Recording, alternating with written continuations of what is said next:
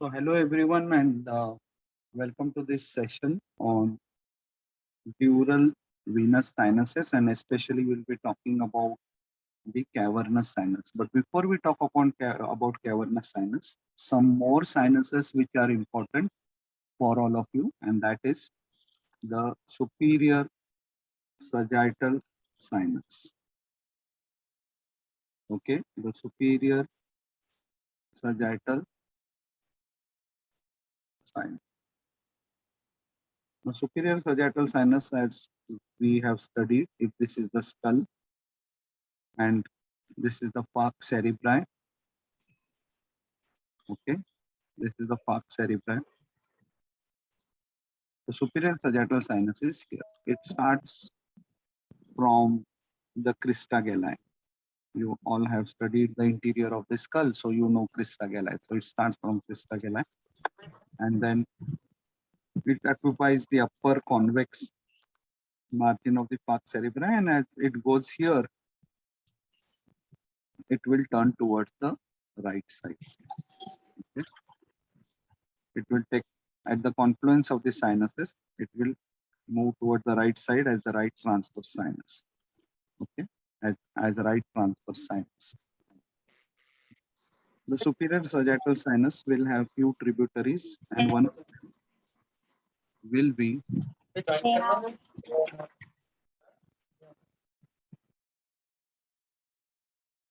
one of them will be the superior cerebral vein.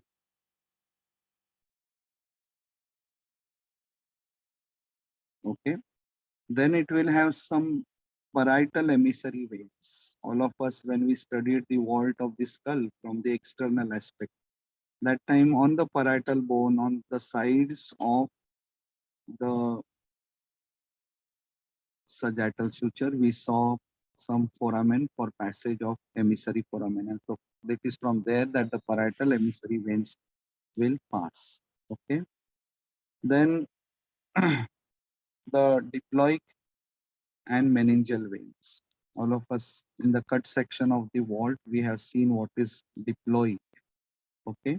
And so this diploic veins, meningeal veins, they will be opening into the sagittal sinus.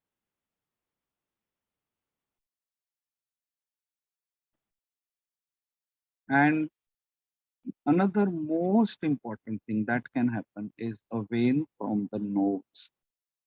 Vein from the nose may open into the sagittal sinus, and that is passing through foramen cecum.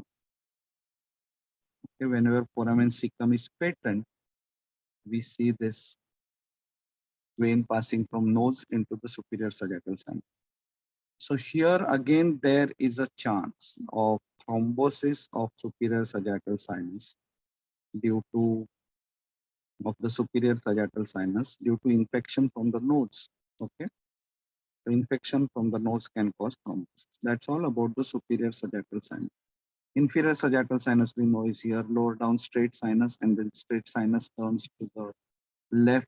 All of this we have studied. We have studied transverse sinus. Now transverse sinus will receive the inferior cerebral veins. Now the dural venous sinus, which is most important for all of you as regards your exam is concerned, and that is the cavernous venous sinus, and that is what we are going to study today.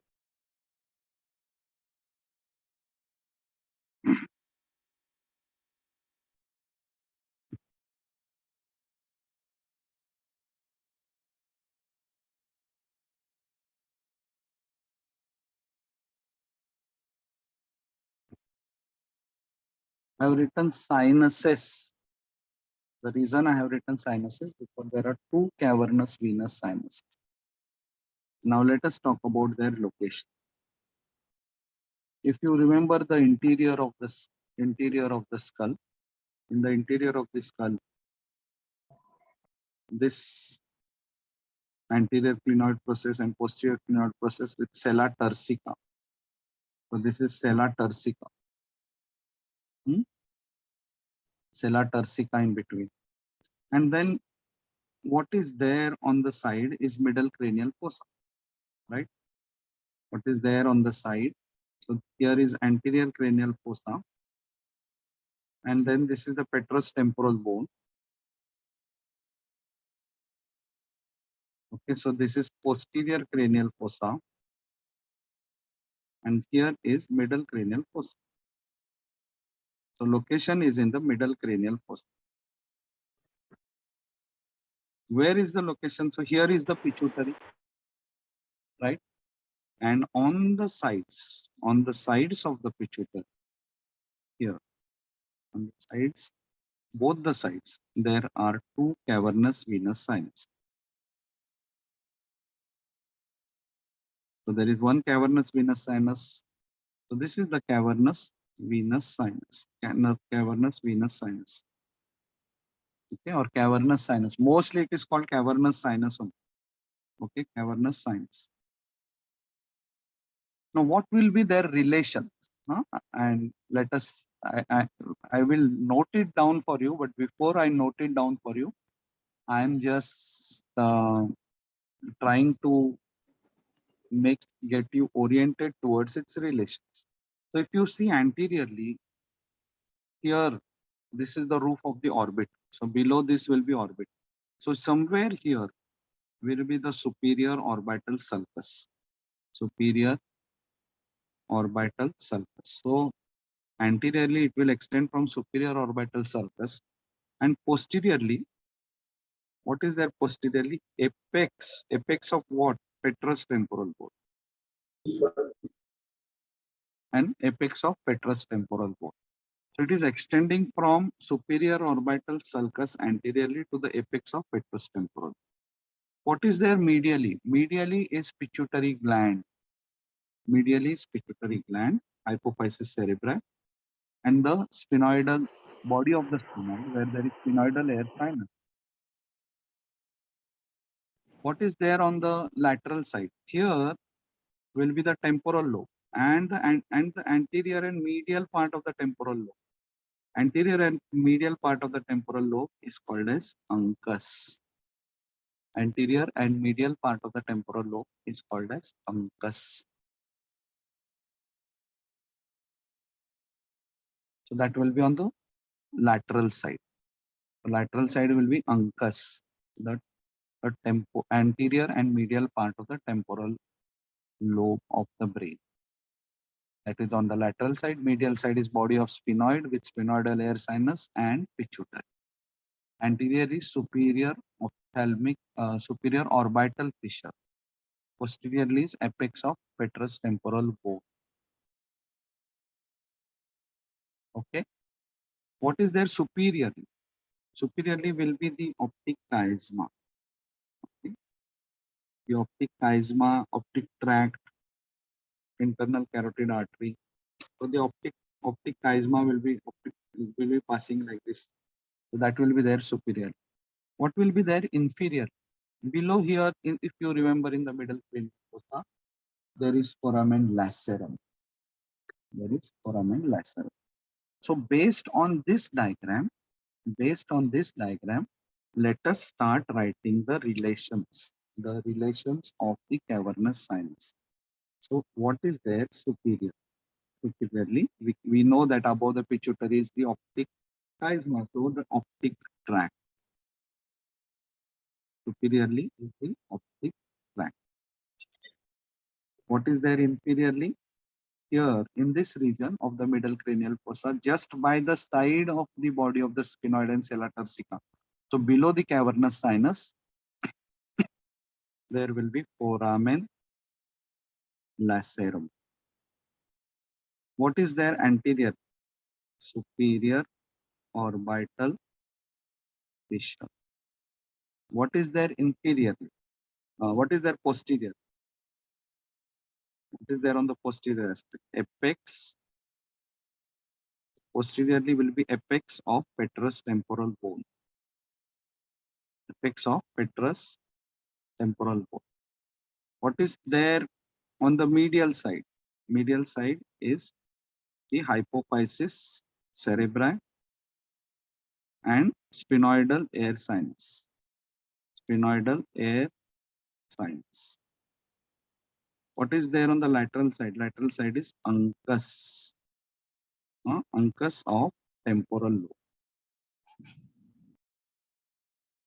Uncus of the temporal lobe is there on the lateral aspect.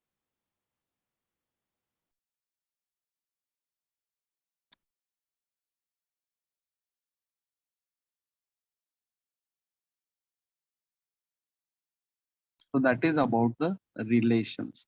Now, I just wanted to use that diagram again to tell you one more point, that these two cavernous sinuses are connected with each other, by anterior and posterior intercavernous sinuses. Anterior and posterior intercavernous sinus.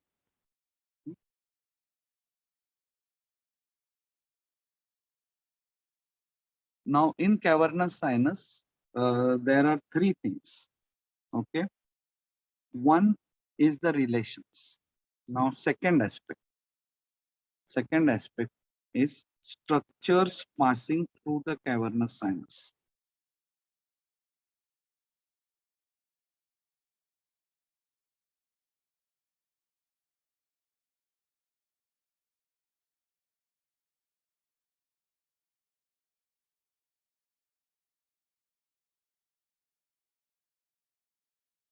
Structures passing through the cavernous sinus. So what are the structures passing through the cavernous sinus? Let us draw a diagram of the left-sided cavernous sinus. On the medial side of the cavernous sinus, as we said, is are the sphenoidal air sinuses. One of the left side, one of the right side. Above the sphenoidal air sinus is the pituitary. So that is the medial direction. So there will be one cavernous sinus on this side and one cavernous sinus on this side. So now we are drawing cavernous sinus of one side only. So the cavernous sinus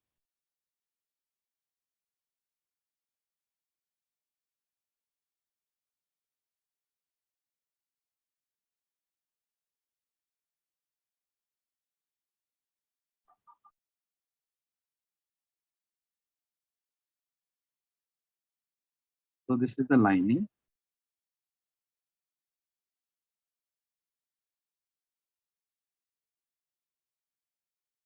So this is the cavernous sinus. So in the lateral wall of the cavernous sinus, we see four nerves. We see the four. What are they? The third cranial nerve, fourth cranial nerve, ophthalmic nerve, and maxillary nerve. Mandibular nerve is not there. The mandibular nerve is not there. It is outside the cavernous sinus. So ophthalmic, the trigeminal nerve has three branches, and of those three branches, only two are seen here: ophthalmic and maxillary. So third, fourth, and part of fifth, not the mandibular of the fifth. Ophthalmic and maxillary of the fifth, they lie in the lateral wall of the cavernous sinus. So third cranial nerve, that is oculomotor, fourth cranial nerve, that is the trochlear nerve, and ophthalmic branch of the trigeminal, sorry, OPH, OPHTH, ophthalmic branch, maxillary branch of the ophthalmic of the trigeminal nerve, and the mandibular. Mandibular is outside. Okay, so mandibular is not considered. So only ophthalmic and maxillary. So what lies in the medial wall? In the medial wall is internal carotid artery. Internal carotid artery, all of you have studied that it enters through the carotid canal. Okay, once it enters through the carotid canal, then it passes through the upper part of foramen lacerum. Foramen lacerum, we have already studied that foramen lacerum is below. The inferior relation was foramen lacerum. So here is foramen lacerum, and here is internal carotid artery coming out of it and entering into cavernous sinus. Internal carotid artery. And here is the sixth cranial. Sixth cranial. So now you must have understood why we are always insisting that we should be studying the cavernous sinus, because the third nerve, fourth nerve, sixth nerve, all the three nerves supplying the muscles of the eyeball, they are passing through the cavernous sinus. And two branches of the fifth nerve, ophthalmic and maxillary.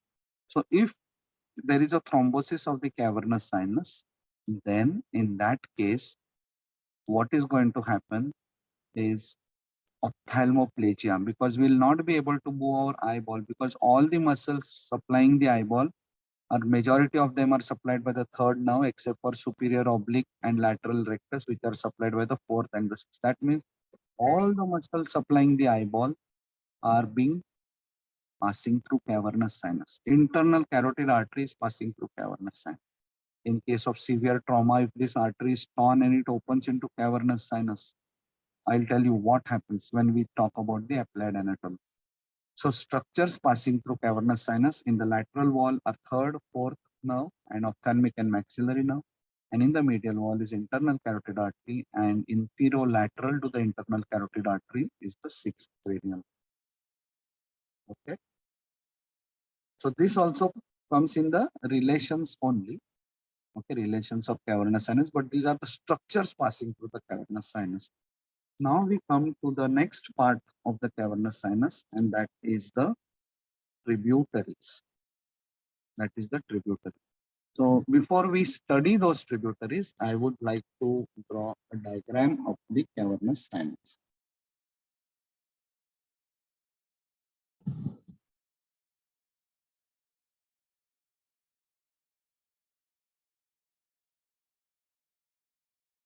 So now we are talking about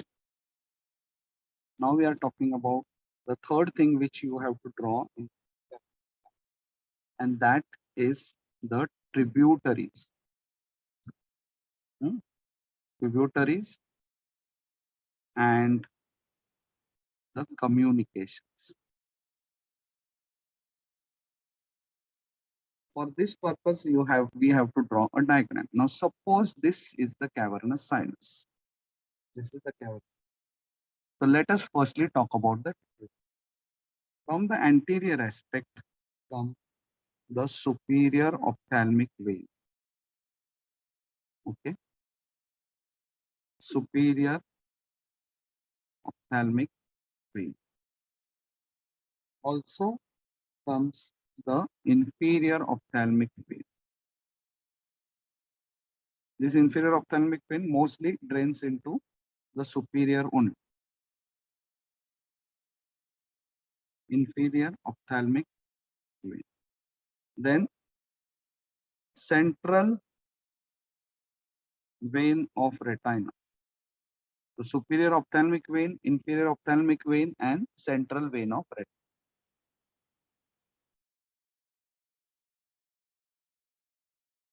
The sphenoparietal sinus. Sphenoparietal sinus. Superficial middle cerebral vein.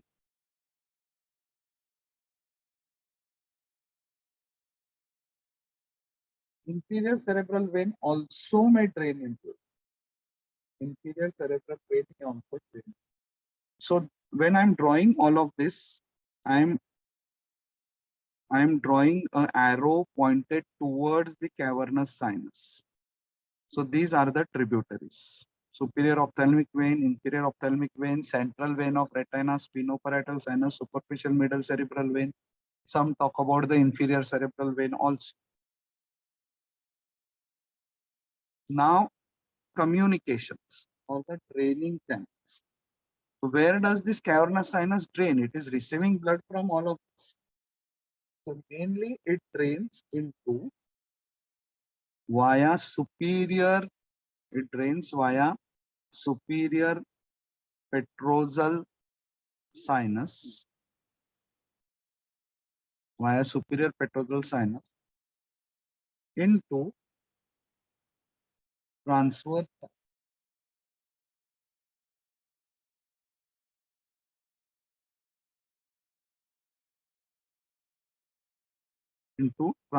sinus. All of us know that transverse turns into sigmoid and sigmoid becomes the internal jugular vein. So this is internal jugular vein. So inferior petrosal sinus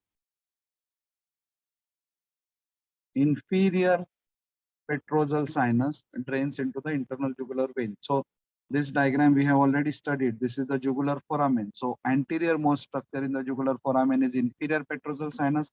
In middle is 9, 10 and 11th cranial nerve. And posterior most structure is internal jugular vein, because of which it gets the name jugular foramen. So now here I am drawing the arrow like this because this is a draining channel. I am drawing an arrow like this because cavernous sinus drains into superior petrosal sinus and inferior petrosal sinus. Okay. Now there is a plexus of veins which is called as pterygoid plexus.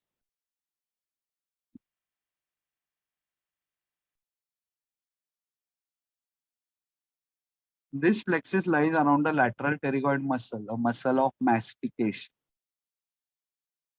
Lateral pterygoid muscle of mastication that opens the mouth.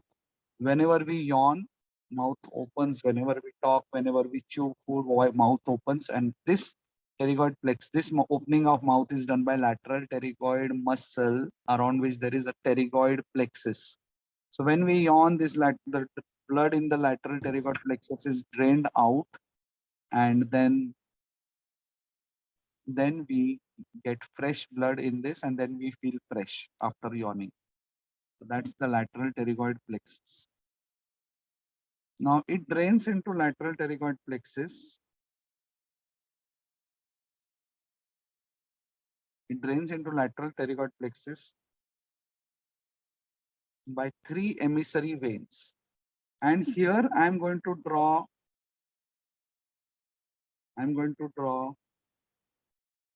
two-way communication. That cavernous sinus blood is going into lateral pterygoid plexus, and that blood also can come up. That's what an emissary does. Emissary vein does. Two-way communication. Here I have drawn blood going towards the cavernous sinus. Here I have drawn draining into transverse sinus and internal jugular vein. Here, when it comes to pterygoid plexus, there are 3 emissary veins, one passing through foramen ovale, another passing through foramen lacerum, and another passing through emissary sphenoidal foramen. So there are 3 foramen through which this emissary veins pass. Foramen ovale. So we talk about MALE, the structures passing through foramen. Okay, so the mandibular nerve, and then the lateral petrosal nerve, and the emissary vein. So that foramen ovale. Foramen lacerum, we always worried what passes through foramen lacerum. Passing through foramen lacerum is the emissary vein connecting the cavernous sinus with the pterygoid plexus. And in the upper part, for the carotid artery passes, and that internal carotid artery then appears in cavernous sinus. So below here is foramen lacerum. Below the cavernous sinus. Now there is one more connection over here which you need to know. That this superior ophthalmic vein is in communication with facial vein.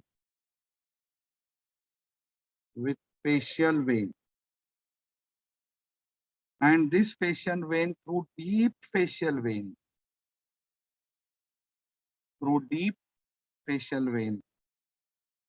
is connected with pterygoid plexus. That means infection from the face can pass through deep facial vein to pterygoid plexus, from pterygoid plexus to cavernous sinus, and in case of cavernous sinus thrombosis, the third, fourth, sixth cranial nerve and the ophthalmic and maxillary nerve will be paralyzed. 3, 4, 6 are paralyzed. Movement of the eye is stopped, almost stopped. Now let us talk about the uh, we'll just write down what we studied about the cavernous sinus. So that firstly, let us talk about the tributaries. Firstly, let us talk about the tributaries and then talk about the draining channels. Draining channels. So tributaries are superior ophthalmic vein and inferior ophthalmic vein and central vein of retina. Then superficial middle cerebral vein. Then inferior cerebral vein. Then sphenoparietal sinus.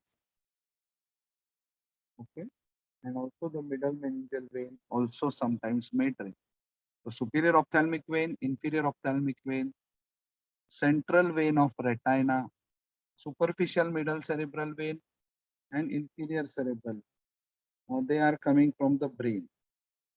Okay, these three are coming from orbit.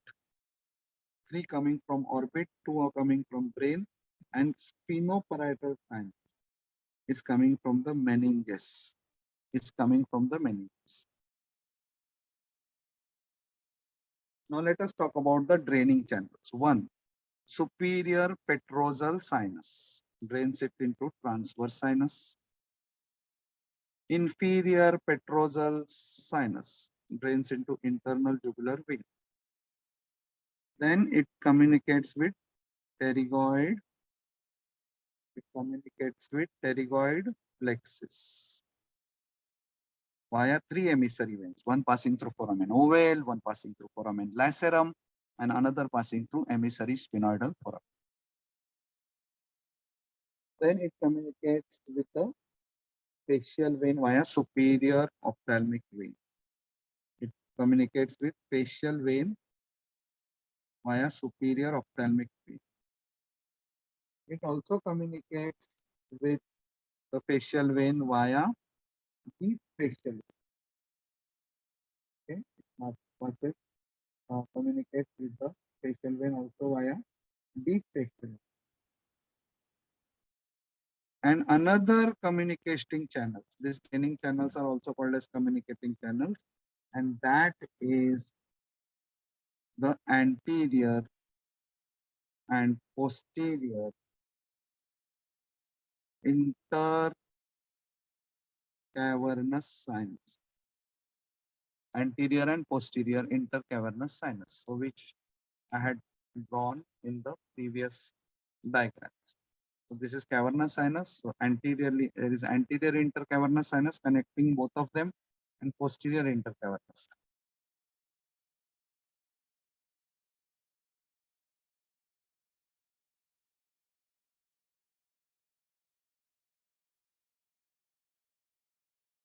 Now the next part is applied anatomy.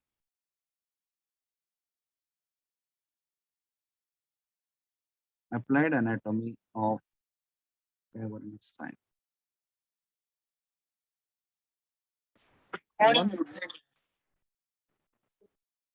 One part we have already studied about the applied anatomy, and that is the thrombosis of cavernous sinus.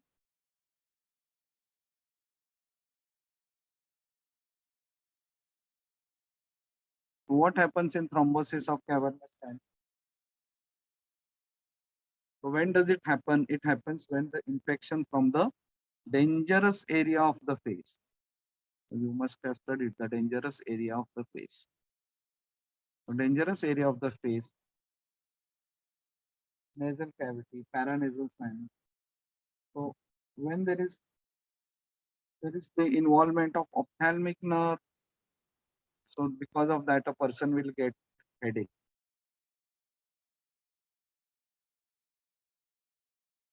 Then because of third, fourth and sixth nerve are involved, person will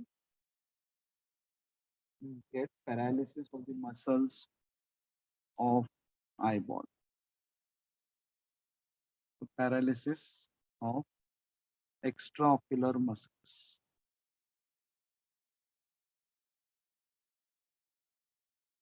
Then because cavernous sinus is draining the veins of the eye.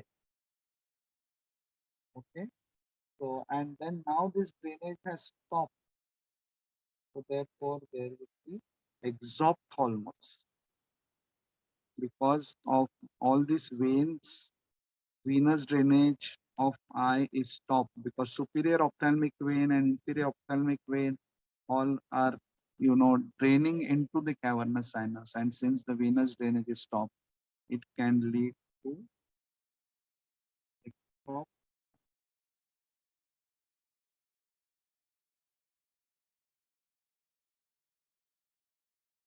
exophthalmos.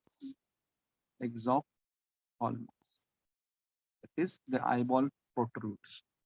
Then second, okay, in case of head injury, in case the internal carotid artery bursts, in case the internal carotid artery bursts, then what happens is the the blood of the internal carotid artery comes into the cavernous sinus.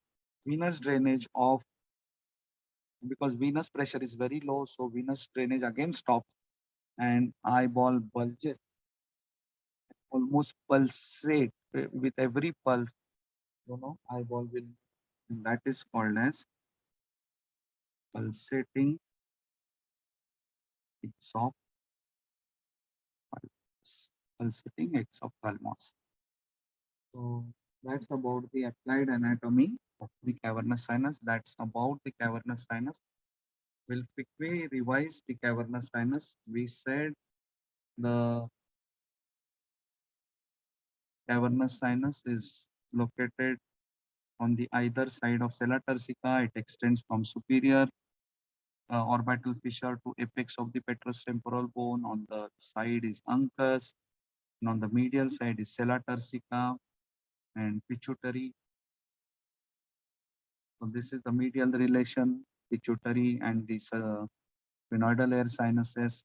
Then structures passing through are at 3, 4, and 6 cranial nerve, internal carotid artery, and ophthalmic and maxillary. In the lateral wall, there are 4 nerves. Then we studied the tributaries. We said superior ophthalmic vein, inferior ophthalmic vein, central vein of retina. Coming from the vein is superior middle, superficial middle cerebral vein, and inferior cerebral vein. Coming from the meninges is spinoparietal sinus and the middle meningeal vein sometimes may drain a part of middle meningeal vein. Draining channels are superior petrosal sinus drains it into transverse sinus, inferior petrosal sinus drains into internal jugular vein and pterygoid plexus through foramen ovale, foramen lacerum, and emissary sphenoidal foramen. That's where. Then in the applied anatomy, we said thrombosis of the cavernous sinus can happen in case of infection.